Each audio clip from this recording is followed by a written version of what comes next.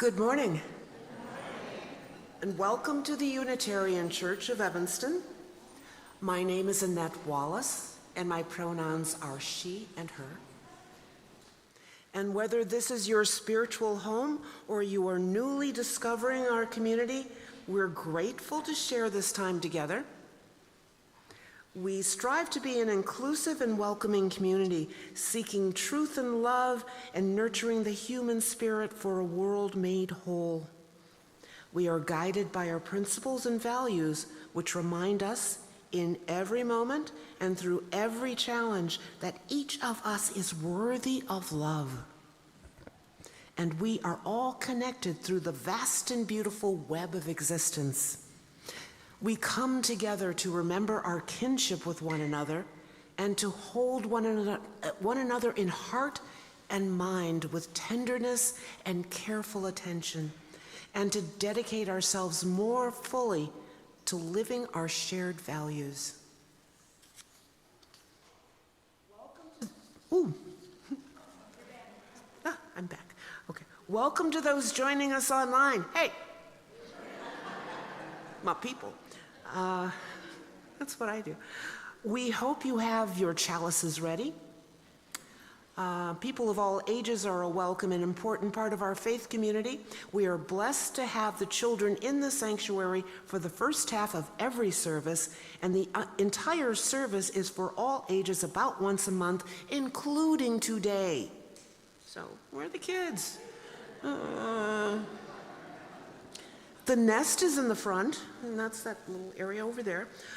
It's our designated area for families with young children, where we have quiet fidget toys and activities and a kid-friendly order of service. We encourage our parents and caregivers in the nest to help support our youngest members of the community to participate in the service in a respectful and engaged way. Nursery care is available every Sunday in room 11 in the lower level, which you can access via the stairs at the back of the sanctuary. I feel like Carol Merrill doing this. As part of being a welcoming and inclusive community, we have some information posted on the screen that will help orient you to UCE and our service. So there's just one announcement today. On Saturday, January 10th, from 1:30 to 3, the UCE Catalyst for Democracy team is hosting a presentation by ACLU Heidi Dallenberg on our current access to healthcare benefits and civil rights. We'll learn about how healthcare benefits programs can change and how to protect these rights. This is very important, and it's a timely issue. It's so timely. Please see the UCE newsletter for more details. The Catalyst team is also at the program table today for more information. And now, let us settle in together, gather our attention, and share this time of reflection, celebration, and inspiration. As we begin our worship service, let's quiet our electronics and our bodies as we join in beloved community. Welcome to worship.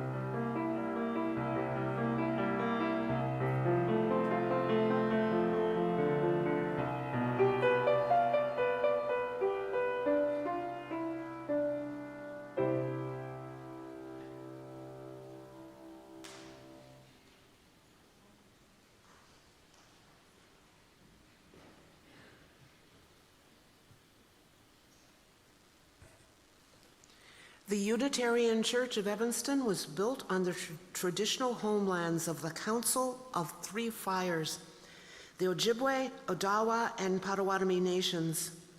The land where we sit was transferred from the local Potawatomi community to the U.S. government in 1829 and sold to white settlers. And then, after the defeat of a pan-Indian movement to keep white settlers out of the Great Lakes region, the Potawatomi community had no choice but to sell before being forcibly removed west of the Mississippi. We also remember the ancestors of contemporary African Americans, the individuals, families, and networks of Black people who built up our country's culture and economy, which was a role forced on them originally by enslavement. We are indebted to their labor and unwilling sacrifice and acknowledge the tremors of that violence throughout the generation, still felt and witnessed today. We offer these acknowledgments as one small effort toward building long-term solidarity with contemporary communities. We commit ourselves to incorporate these admissions into our lives and turn our thoughts into actions. So please join us in words of shared commitment on the screen. We name these realities with honor for the ancestors, respect for our descendants, and gratitude for the land we use as sacred space. The nominating committee brought the flowers and lights the chalice in honor of this season of love. Now, they say, this is a quote from the nominating committee, okay, "We hope the year ends beautifully for you. We hope what's left of it still holds enough time for something good to find you. We hope the answers you've been waiting for arrive gently, wrapped in peace. Happy holidays." You guys are a good group of people. So as the nominating committee lights our chalice, symbol of our living tradition, please join in saying the words on the screen. We light this scent as a symbol of hope to help us see what is possible. Please rise in body or spirit and join in saying the words of our covenant.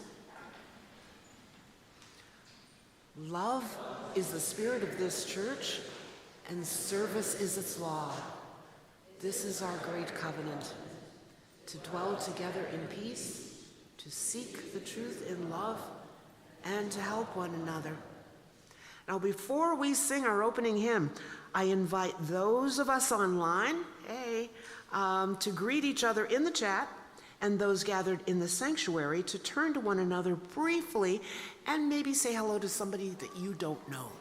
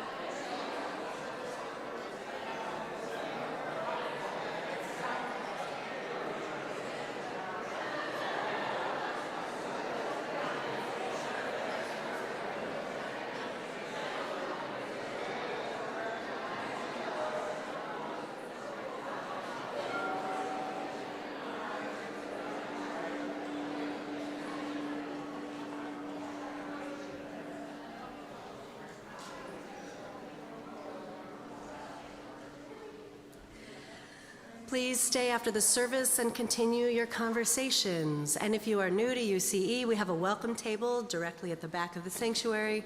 It's the one with the red tablecloth, and we invite you to stop by to say hello and learn a little bit more about our community. Let's keep creating new relationships and celebrating the kingship among us. So please remain risen and join in singing our first hymn, number 123, Spirit of Life by Carolyn McDade.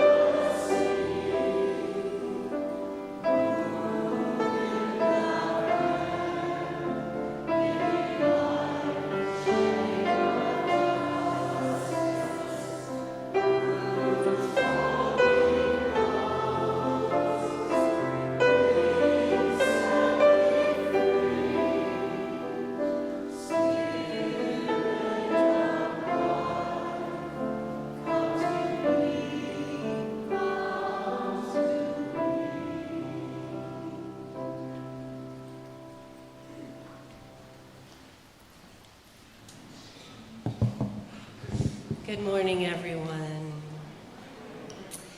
Before we begin, since this is a service for all ages, Kathy and I decided to make this into a story in 3 parts. So rather than a sermon sandwich today, you're going to get a little story. And before we begin and dive into that story, I want to ask a question. I'm especially asking the kids, but grown-ups, you can join in too. You're very welcome here. So this morning, please raise your hand if you ever had a plan that didn't work out how you thought.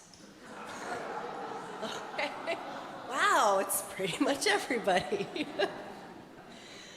So on this Sunday after Christmas, when many of us are in this liminal space of maybe not knowing what day it is and being in a food coma, I'm going to tell a little story that it is a Christmas story, yes, but it's also a story about what we do when plans fall through. It's about what hope can look like. Not hope as certainty, but hope as believing that everything can turn out in a way that can be okay. It's hope as attention and possibility and flexibility. So let's listen to the first part of the story.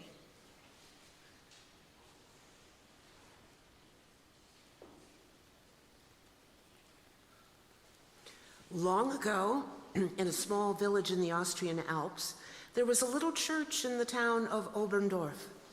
The year was 1818. Christmas Eve had arrived. But the church was facing a problem. The organ, the heart of the music, had broken down. No matter what the organist tried, it would not play a single note.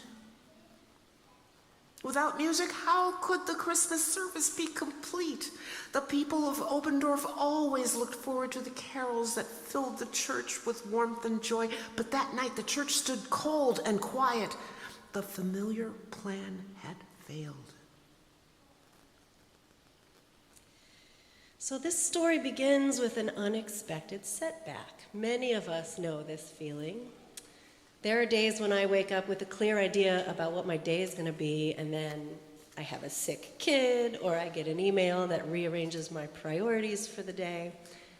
Sometimes it can be maybe if you're really excited to go play outside, but it's raining. Or maybe it's a disappointment when we have plans with a friend and that falls through for some reason. This is where we can get disappointed or sad, and what we'd planned just didn't work out. So what do we do then? It can be hard. It can be hard to keep going or even to find hope. But hope isn't about insisting that things turn out in a particular way. It's about making room for possibilities. It's about paying attention when the plan doesn't work anymore. And I want to invite you, if you're willing, to quietly think of something in your life, something that didn't go the way that you planned. If you'd like, in a moment, you'll be welcome to name something out loud. And if you keep it private, that is also a good choice too. It might be something big, maybe a vacation that didn't work out, or maybe an election result that you didn't want. It may be something smaller. Maybe a play date was canceled or bad weather happened. So what is a disappointment that you have faced? Does anyone want to name something in their life?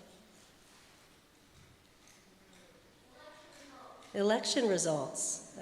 Yeah. A marriage that didn't work out. Yes. What was another one? Oh, yeah. The death of a friend. You were all naming big ones. Family disconnection, yeah. A train being rescheduled, yeah, also can be a disappointment. Thank you all, and thank you for sharing these with us, and I know that there are many more in the room. And as we reflect, let us sing together. So I invite you to join in singing, voice still and small. You may remain seated for this.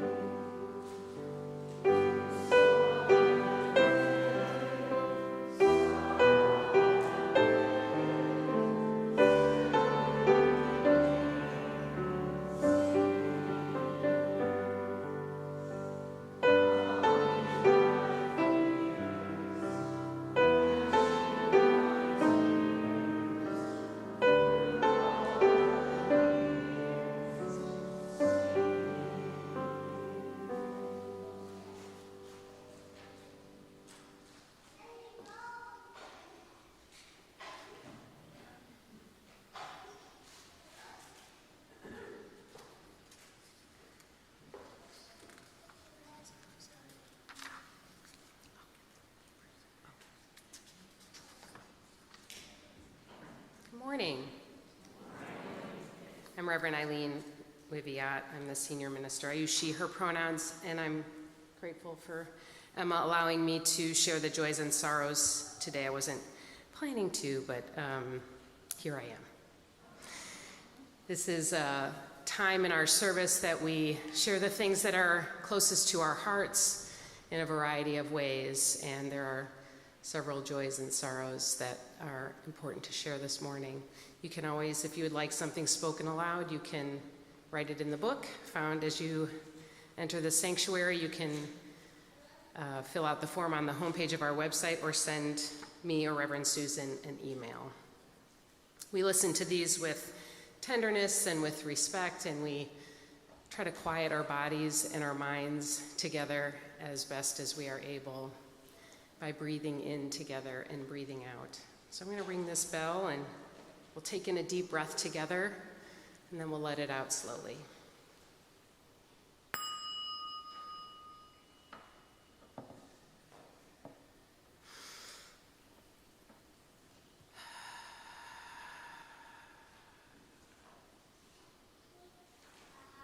These are the joys and sorrows that have been shared today.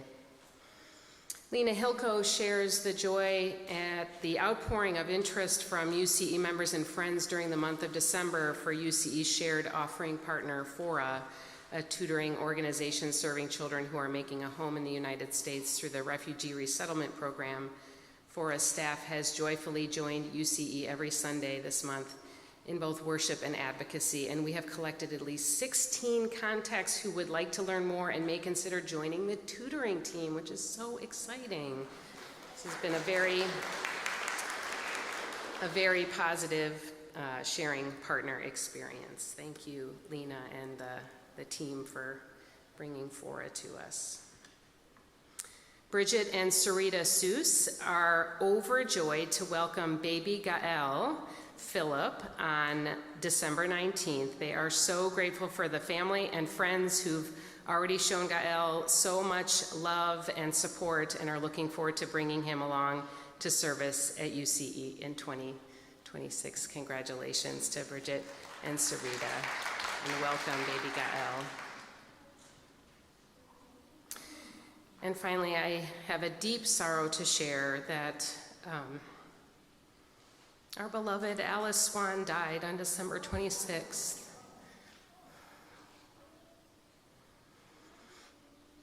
With her loving family, husband Nick Wallen, sons Rex and Enzo, her parents and brother around her. She was a beautiful soul, brilliant and creative spirit through many mediums, and a devoted wife and mother. She will be so dearly missed. Let us just take a moment together to just hold these sorrows as well as the joys of new life. As this is the way that life is. Sorrow and joy woven together fine.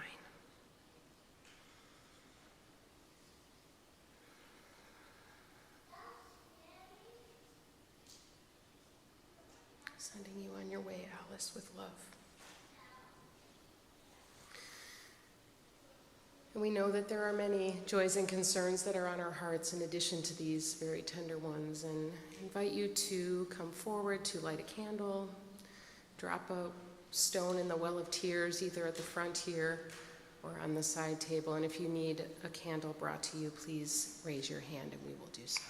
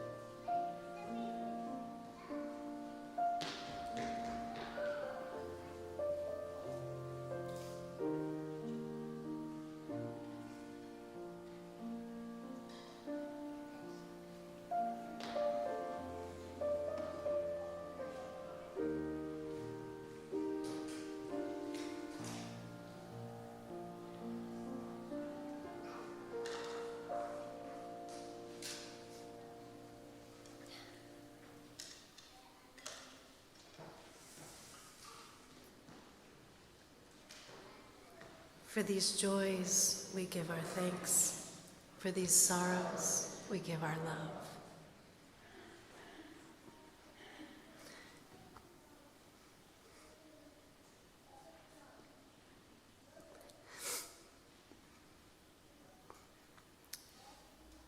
Please join in the spirit of prayer and meditation.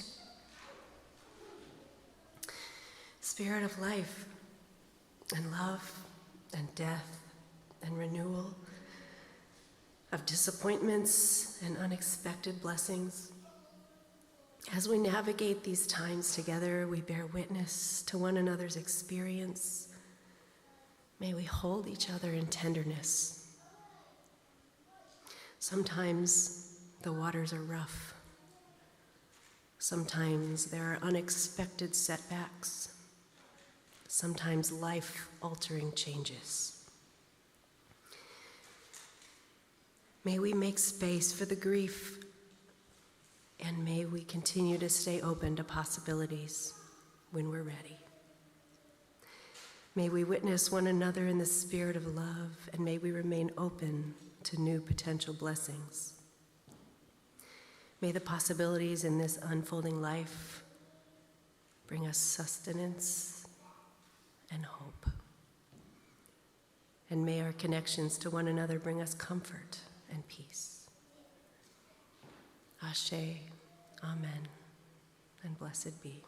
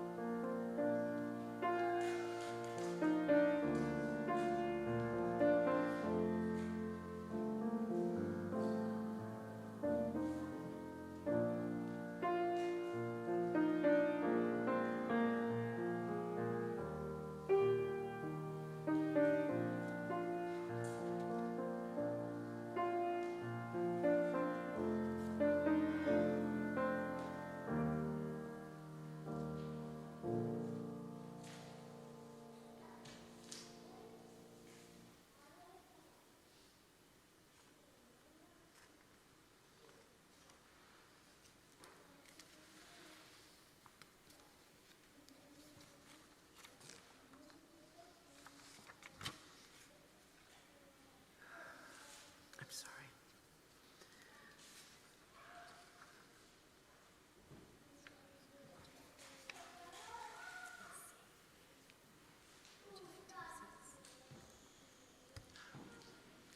Thank you.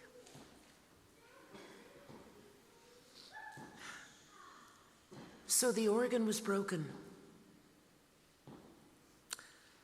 Father Joseph Moore, the young priest of the church, did not want Christmas to feel empty.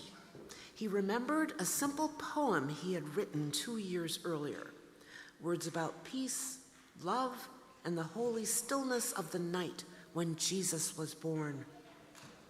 He carried the poem to the church musician, Franz Gruber, and asked, "Could you set these words to music?" He had a German accent. Something we can sing without the organ? Something just for guitar and voices? Franz read the poem. Then he nodded. By that afternoon, he had composed a gentle melody for the guitar, simple enough to sing, strong enough to hold the words. They didn't fix the organ. They didn't say, "Well, Christmas is canceled, everybody go home." They chose something else. They adjusted, they improvised, they used what they had, and together they composed what would become a now beloved Christmas carol.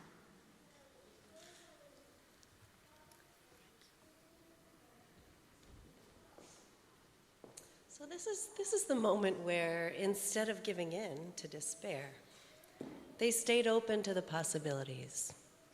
Things didn't go as they planned, and so they tried something else. Many of us are carrying a lot, uncertainty about the world, about what kind of future our kids are inheriting, loss in the community. Hope a hope that insists that everything would be fine is a hollow, anemic, even maybe an insulting thing. But hope that stays open, that adapts, a hope that admits, okay, given what's here and what we have now, what is possible next? That kind of hope is empowering. I've seen kids do this kind of hope all the time. I think kids are masters of adaptation. When a block tower falls down and you build it into something else, or when the power goes out and suddenly it's flashlight adventure time, that's adapting. That is hopeful. So responsible hope doesn't cling to a specific outcome. It boldly stays curious. It stays flexible, and it makes room for something unexpected. So from their setback, they co-wrote a song. It's a song that we sing here every year. Do you guys have a guess what song this is? I'll give you another hint. We sing it on Christmas Eve. It's Silent Night, yes. So we may have some different beliefs than what are in the lyrics. We still appreciate the traditional carol and the story behind it of how it was made. Please join in singing the first verse with me.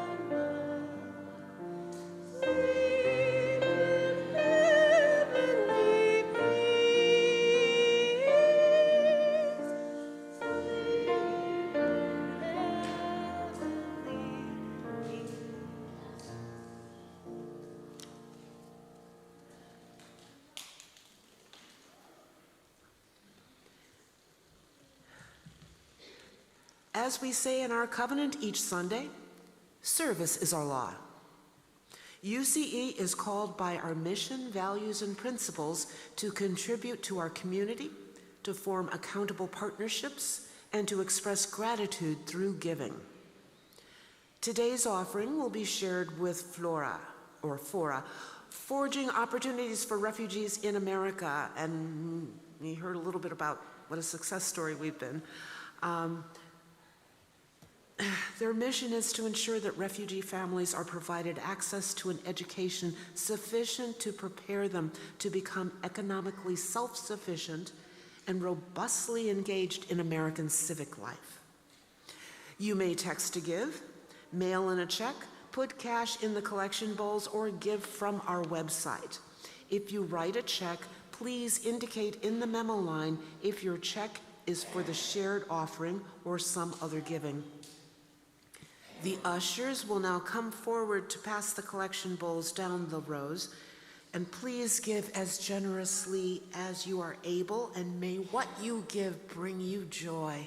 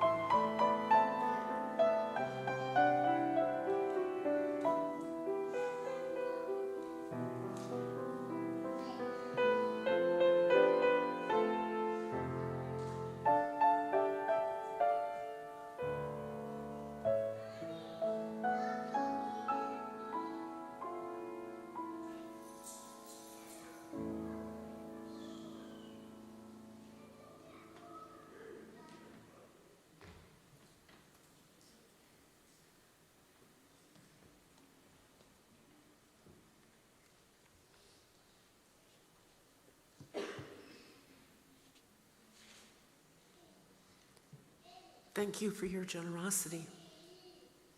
You're good people. That evening at the Christmas Eve service, Father Joseph picked up his guitar, and together he and Franz sang the new carol for the very first time. The congregation listened. Then they joined in. The small stone church filled with this beautiful, peaceful song. No one minded the silence of the broken organ.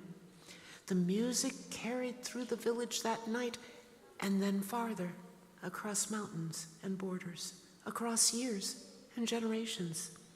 What began as a hopeful response to a problem became a song the world still sings. So because the minister and the musician stayed open to possibility, they created a new and unexpected thing, a beautiful Christmas carol that is still sung widely today. It was a shared adaptation to an unexpected situation, and it was also a shared hope. Hope grows when it's shared, when people sing together, when we try something together, when we say, let's see what happens if we try this. That's true in families, on playgrounds, in our community. They didn't know that this song would last 200 years. They didn't know that it would travel around the globe. They only knew what they could do next with what they had. And often that's what hope asks of us, not to know the ending, just to stay open to the possibilities. So I invite you this week to notice one place where you're holding tightly to how something should go. And when you're ready, to ask what else might be possible there. Is it a broken thing, or is it also an opportunity for a new thing? And now we extinguish the chalice as we close our time together, but we keep the fires of hope and possibility alive within us. As we extinguish the chalice, please join in saying the words on the screen by the Reverend Elizabeth South Jones. We extinguish this flame, but not the light of truth, the warmth of community, or the fire of commitment. These we carry in our hearts until we are together again. I invite you to once again rise in body or in spirit and join in singing our closing hymn. And as we sing the last two verses of Silent Night, you're invited, as we do on Christmas, to hold up a light. Maybe it's a tea light, maybe it's your cell phone. Just hold it, maybe it's the light in your heart. You're invited to hold up a light as a reminder of the hope that shines within.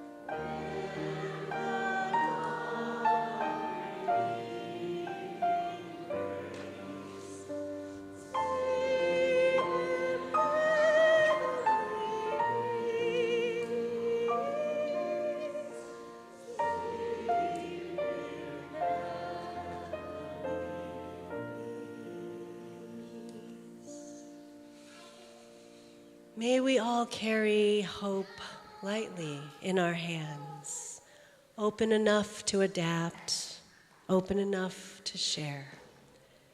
May we meet what comes next with imagination and care and stay open to the possibilities. Go in peace, go in love.